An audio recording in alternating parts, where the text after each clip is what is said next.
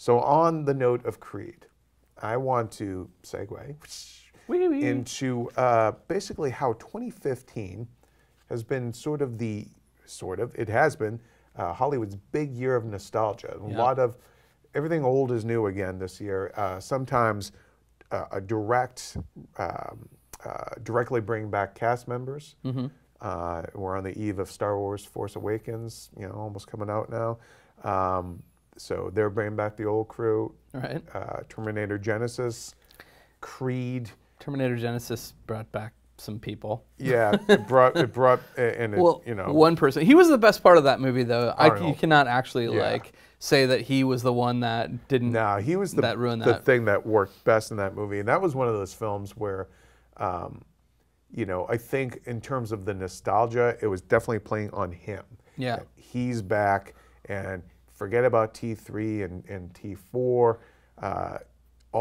We're just going to address the Cameron ones, the ones you love, to the point where their nostalgia was literally redoing and doing a new spin on sequences. And that, to me, seemed like it was the wrong lesson of nostalgia. It was, let's take what you're nostalgic about and either try to shoehorn it into the present or just really muck with it. Yeah. Well, it's kind of like what Superman Returns did. I think that's what a lot of people reacted to in that movie. They said, I don't want to see Donner Superman again. I want to see a different take on it, which we got from Man of Steel. So maybe they didn't actually want that either. Right. Well, I mean, on Terminator, on the Terminator tip, another one that seems similar in a way. Creed could have gone that route. Right. Where it's a direct continuation of the past. It's basically Rocky VII. They bring back Stallone, and he is the kind of the older mentor figure in this one.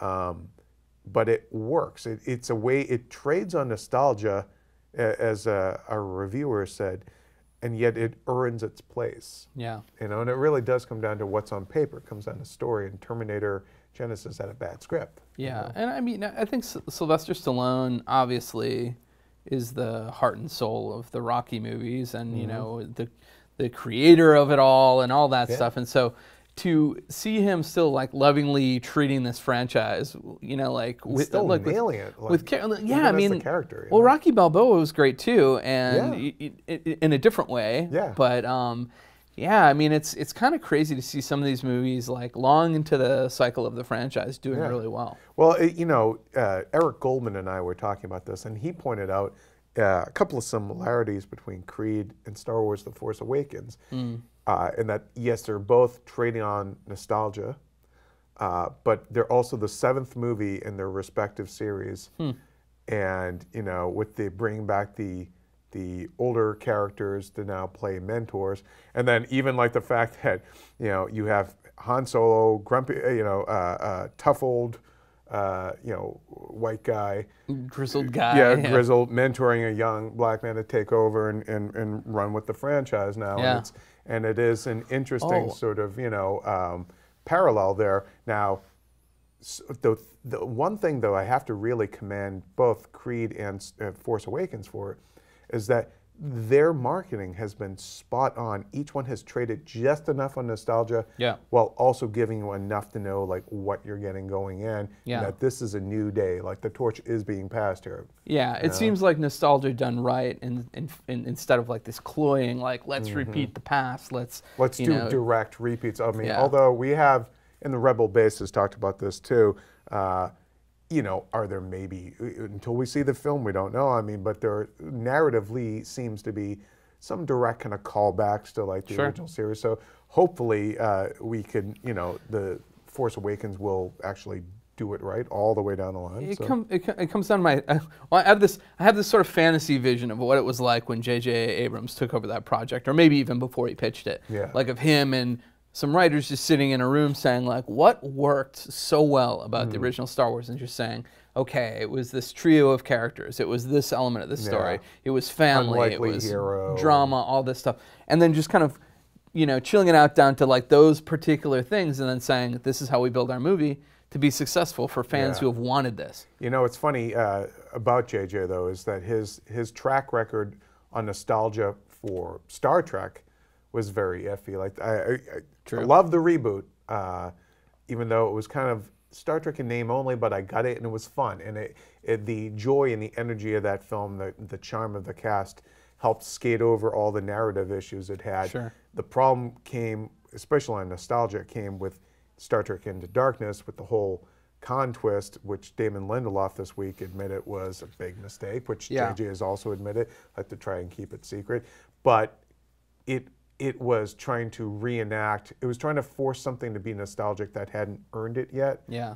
It was trying to trade on nostalgia and yet exploit it at the same time with a new story, and it didn't work. I think, you know, if you read the whole Lindelof interview, there's a lot of sort of him saying like, yeah, you know what, you're doing some things that you hope people like, and sometimes they hit and sometimes they miss, and he's basically saying people are fallible, and you know, like that's the way it goes. Sometimes you don't get that perfect product. And I thought, you know, I actually gained a lot of respect for him reading that whole interview, and the rest of it was about The Leftovers, which has been brilliant this year. Yeah. And he talks a lot about the process for that. So he's a very smart cookie, and when things don't go well, he acknowledges, hey, they don't go well. Even with Twitter, he's like, you know what? I was happy to leave Twitter, you know, and now now I hear about the things I want to hear about, and I'm not putting that energy into that thing. Now, on the nostalgia tip still, here are some examples of things that did it right, and are now being rewarded for it, and that's Mad Max Fury Road. Oh, yes. Now, same director, same universe, not quite sure, was it a reboot, was it a sequel? It kind of didn't matter. Doesn't matter. George Miller's like, we're back, you know, we're making the, you know, we're just don't worry about all that stuff. You like that car from the movie and it got destroyed? Don't worry, it's exactly the same now. Don't I sweat kind of love that, because he's kind of saying, hey, fanboys, this is my world. Relax. I built this and I'm going to build it again. You're literally in his sandbox because, you know. It's like when you get your Lego set and you build it to be like the freaking snow speeder or something, but you're like, I'm going to tear it down again, and now I'm going to make like a monster truck out of it, but it's my Lego, you know? But Fury Road this week get a big honor. National Board of Review honored it with the Best Film of the Year award, and you know, those are some fairly hard-bitten folks, you know. But it was a great genre. Did great at MBR. I mean, Martian and Hateful Eight both cleaned up. And Creed got some stuff. Creed got some stuff too. And so Mad Max Fury Road, an example of trading on that nostalgia, but you know, it brought the story forward. It introduced new characters, obviously a new Max. So it was you know, and it was Mad Max, I think, isn't, you know, on the radar of as many people as things like Star Wars, obviously, or Rocky, or Terminator. But for those of us who did know and care about it, it hit enough of the right beats. There's an interesting sort of discussion here about is it time that we start honoring movies that people are actually seeing? Is it time that we start, you know, making this the Academy Awards discussion too, where instead of like having this awards cycle where you trot out all these like, not always, but sometimes pretentious movies or movies that are aimed just for glory, like why not just let movies be movies all year long and let the good ones shine? And if it happens to make money, don't hold that against it. Yeah, well, I think, you know,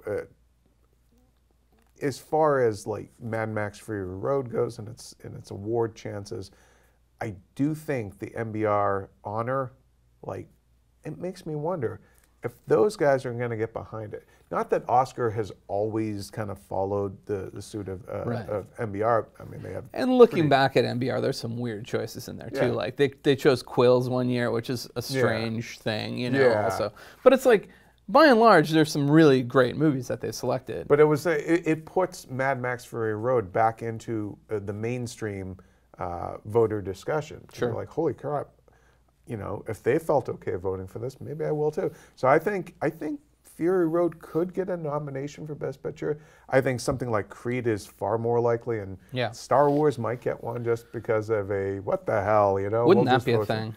I mean, the original Star Wars was nominated for Best Picture. Oh God, I should know this off the top of my head. I can't remember. Lost to Annie Hall? No, I know. I can't remember if Empire was nominated. I don't think it was. No, I don't think so. Yeah, but I mean, all those. You know, remember that. I remember that sort of solidified. I watched the Academy Awards since I can remember. Sort of solidified in my mind that, even though something was a great movie, like sometimes they're just going to give it effects awards, you know? Yeah, Sometimes they're just going to give it these awards. And I was like, huh. Yeah. So Spectre was another one that traded on nostalgia. Everybody Spectre. Possibly the last time you'll ever hear it on Maybe this the program. only, no, probably not. No, Probably you not. just bring it back every now and then. You like know, a somebody will greatest say hits the thing. Spectre at some point, and then I'll have to say.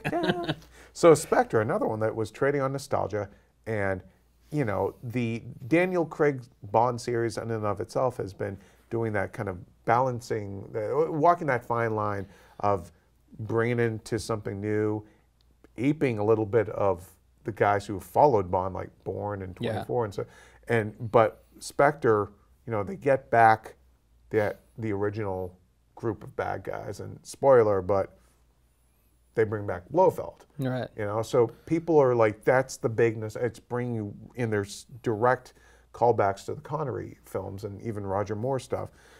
Yet, movie didn't quite work for a lot of folks. And and I'm a huge Bond fan. I liked it, didn't love it. It's not one I don't think I'm going to revisit too many times. Yeah. That's what I've been hearing from a lot of people, is not a repeat view. Like, that's almost Yeah. like their review of it. It's like, yeah, I mean, I liked it, but not enough to watch it again. Yeah, it's not Skyfall, which I love, which I think did a better job of balancing nostalgia and everything. It actually had more to say, too. Yeah. But like Spectre, I think, is an example of a really high-profile franchise that showed that they knew how to do it right, that dropped the ball. And so, yeah, that was, of all the big, hey, they're coming back this year, that one is probably the one that I feel most disappointed by, because it was supposed to set up this whole new future. It's like, you know, it was his Hydra. It was Hydra before there was Hydra.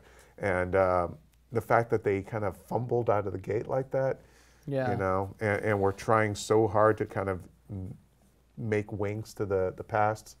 Yeah, I don't think you need to do that. Like with Bond, I don't think you necessarily, like, the best Bonds in recent memory are Casino Royale and Skyfall, and they had the least amount of winks to the original, and I think that's what was refreshing about them. But also, you know, like, this is a Bond for a different time, so it maybe felt stale to people in the way that Star Trek Into Darkness felt stale. Like, you know, we've treaded this territory and better before, so why do this now? The other one that it strikes me is Vacation, which, you know, like, I think Eric liked it, and we gave it a good review, but you know, it's ending up on worst lists now. I really didn't care for it. I mean, I think it was, and that's one where clearly people who love that original movie were trying to treat it with respect, but it was, I think it's a victim of you can't really recapture it. Sometimes those performers couldn't recapture it. Like Chevy Chase's Clark Griswold, when he finally shows up, just doesn't have it anymore. It's off. You know? Not only that, but like, I just don't think that movies are made the same way that they were in the 80s. So like trying to is different. Trying to recapture that glory and like what you love about that movie. You can never make Ghostbusters the way it was made back in the day now, because people would be like, boring. Move along, you know, what happened in this movie? Somebody flew, you know, levitated above the bed, and then a big marshmallow man showed up on board, you know? Like, so I just think, like, some of those things are so of the era that you can't use nostalgia to trade on. Yeah, it's going to be Star Wars interesting is to not see. one of them, though. Yeah, Holy crap. Now, Peanuts also is, you know, everything old is new again. What's amazing about that is that they actually did manage to maintain the spirit and even the look of the TV specials and the old movies and the comic strips.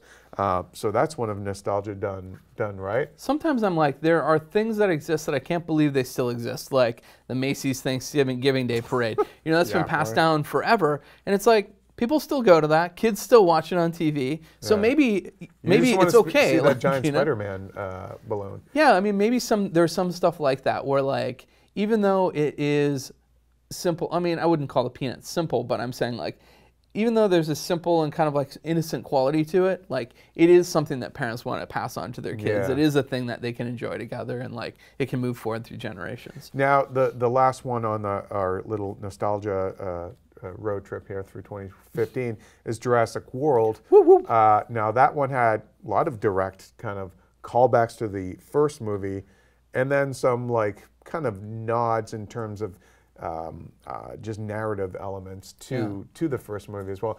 overall, how do you think that worked in terms of the nostalgic balance? It was just a really good balance, I thought. You know, like even, you know, I'm sure most people have seen this movie, but even sort of like moments when the T-Rex was in the movie, you know, stuff like that. Yeah. Like just the little things that call back to the past are fine, and they weren't heavy-handed with. They were like throwaway lines, like spare no expense and stuff like that were sprinkled throughout the script. But you know, they were smart enough to say, we're not going to linger on this. We're going to find the Jeep, and then they're going to use it to escape. But that's not what this movie is about. It's about, you know, and I think they did a really good job of establishing the monster. They did a really good job of establishing the relationship, and the kids were not annoying. So, well, some people would disagree with you on that. No, but, I thought they were really good. Like the one teenager kid was like exactly how I feel teenagers are. Well, that's why I didn't like it. It was like, you're like a real teenager. But overall, I think 2015 hit more than it missed in terms of the nostalgia. Yeah. I don't want to see Hollywood go back to the well too often. Yeah, no. With this, I think this year is a particular exception because it was a kind of an influx of brand awareness, things that you can just properties that you could trade on, and older actors still being able and willing to come back and reprise their iconic roles, whether it be Rocky or Han Solo or the Terminator. And now I think you see the stage set for those franchises to move on from that, you know, whether it's Star Wars. I mean, I don't think they'll fully move on from the original cast, but you can tell already from the momentum of the advertising that this is a movie about, it's about, you know, Rey, and it's a movie about Finn, and it's about Kylo Ren, and it's going to seemingly continue to be about those things. You know? Well, it's going to be interesting to see where they go from here. Let us know your thoughts about all the nostalgia in this year's movies, Creed, Terminator, all that jazz.